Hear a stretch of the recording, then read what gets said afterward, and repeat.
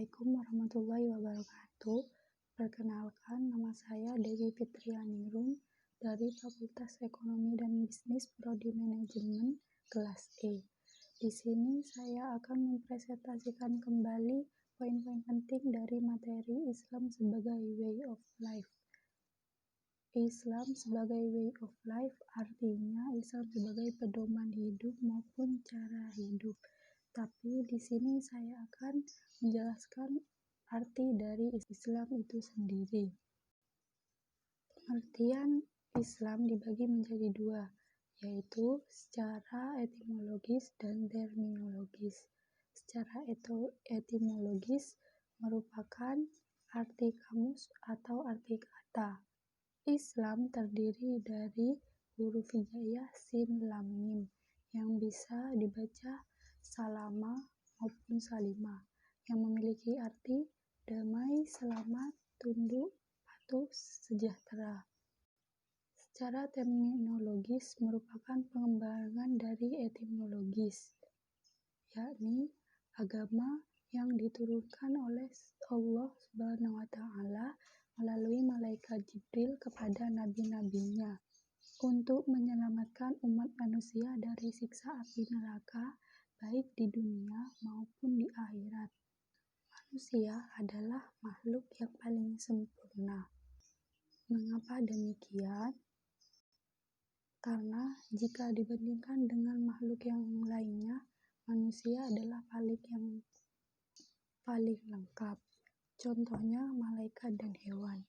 Malaikat diberi akal namun tidak diberi nafsu, sedangkan hewan diberi nafsu dan tidak diberi akal, sedangkan manusia diberi kedua-duanya. Manusia dihadirkan untuk saling berlomba menjadi yang paling baik akhlaknya. Hal ini terdapat pada surat Al-Mulk. Untuk mencapai paling baik tersebut, Allah memberi seperangkat aturan yang bernama agama. Islam memiliki misi, yaitu rahmatan lil alamin, yang artinya rahmat bagi seluruh alam. Tujuan dari agama Islam adalah sebagai batasan atau aturan untuk selalu berada pada jalan yang benar. Ada yang beranggapan bahwa Islam lahir sejak Nabi Muhammad diangkat menjadi Rasulullah. Tapi sebenarnya Islam sudah ada sejak Nabi Adam diciptakan. Kemudian Nabi atau Rasul berikutnya diturunkan untuk menyempurnakan Islam, seperti Nabi Isa dengan kitab Injil, Nabi Musa dengan kitab Taurat, Nabi Daud dengan kitab Zabur, dan Nabi Muhammad dengan Al-Quran. Ajaran dan kitab yang dibawakan oleh ketiga nabi tersebut adalah agama Islam.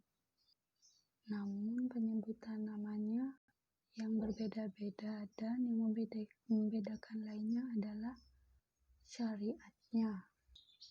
Suatu contoh, pada zaman Nabi Musa jika pakaian terkena najis, maka pakaian yang terkena najis tersebut dipotong atau dirobek. Sedangkan pada zaman kita sekarang sebagai umat Nabi Muhammad, najis tersebut bisa dibersihkan hingga bau, rasa, dan warnanya hilang. Pada saat ini, kitab Injil, Zabur, dan Taurat dikatakan sebagai non-muslim. Mengapa demikian? Karena kitab-kitab tersebut sudah mengalami perubahan oleh tangan-tangan manusia. Ruang lingkup ajaran agama Islam itu sangat luas. Bahkan setiap hal pasti ada di dalam Al-Quran, seperti tentang keluarga, ekonomi, masyarakat, pendidikan, maupun militer, itu semuanya ada di dalam Al-Quran. Sehingga saking luasnya, tidak ada agama yang serinci agama Islam. Ajaran agama Islam memiliki beberapa karakteristik, yaitu 1. Lentur atau fleksibel. Contohnya, ketika kita sholat kan diwajibkan untuk berdiri.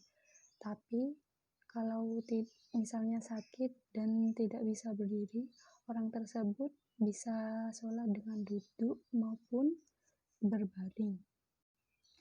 Yang kedua, contohnya, jika pada bulan Ramadan kita sebagai umat manusia, terutama muslim, diwajibkan untuk berpuasa.